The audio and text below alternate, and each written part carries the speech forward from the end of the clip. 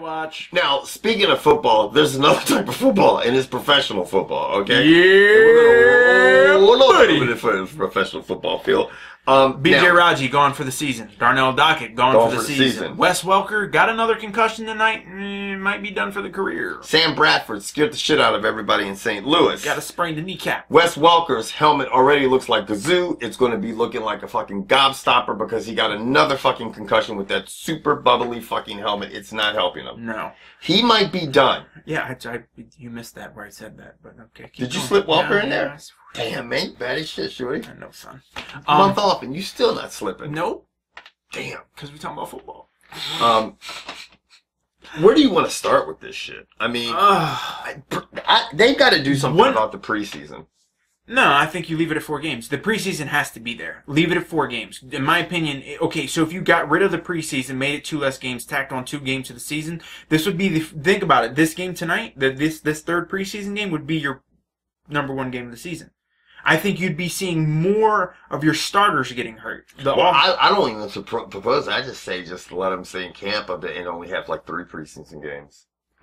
I don't give a shit about the preseason. Leave it at 4. Leave it at 3. I don't care. Let's get to the regular season. We're 1 week away.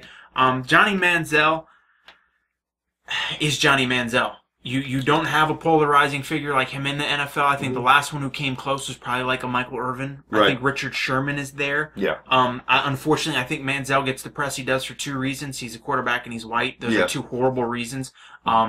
I think when you look at a black athlete who would have an attitude like that, you would automatically throw labels on him like thug, uneducated. You would automatically start associating these negative stereotypes with somebody who's young and brash. Yeah, I agree. That's what Manziel is. Yeah. Look at Richard Sherman. People want to tell me Richard Sherman's a thug and this. How? Why? He graduated from Stanford. Oh, fucking educated. He's a smart guy. Exactly. Have you ever heard him speak? Yeah. Outside of the football. Like, he gets a little emotional, sparks off, and everybody immediately puts a thug label on him. Competition does weird things to normal people at times. It's like if you've ever been in the heat of the moment where you've wanted to win more than anything in the world to the point where you pull a Belichick and sock your mom. That's kind of like how George is with the fucking games on the iPhone even.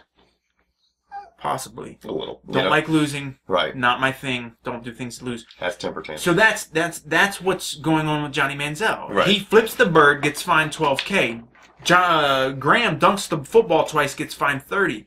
It's just crazy. It's weird how this is bound. So if I dunk a football, you're going to fine me $15,000. But if I give somebody the finger on national TV, which in my opinion has more negative ramifications than dunking a football, I get fined less. I'm gonna tell you this second side. They're so with Graham, he made this rule come into effect because he's a big guy and he's fucked up. Last year he fucked up a couple goalposts. He fucked them up, and now they got to come out there, get the crew, straighten the shit out and everything.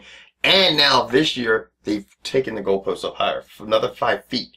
Because everybody's like, the NFL was bitching, we need the goalposts higher. So it's like, this guy dunks it and it knocks off the goalpost. Now, if he fucks up and all of a sudden it goes in the stands, if just something happens, they're like, we can't have him doing this anymore. So they told him that.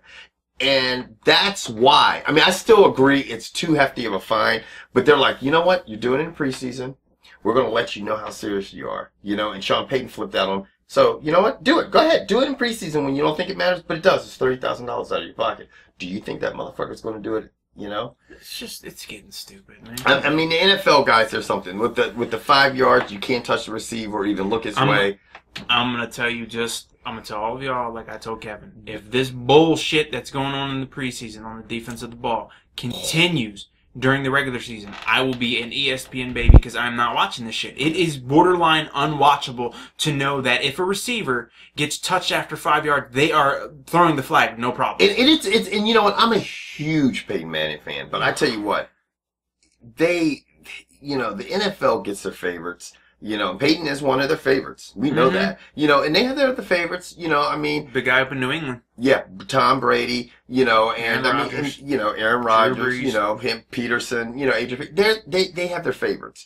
And when you change the game based on that shit, like we saw it with Peyton Manning back in New England, how they made some of these things, and now Seattle's defense, secondary was virtually unstoppable. They just played aggressive ball.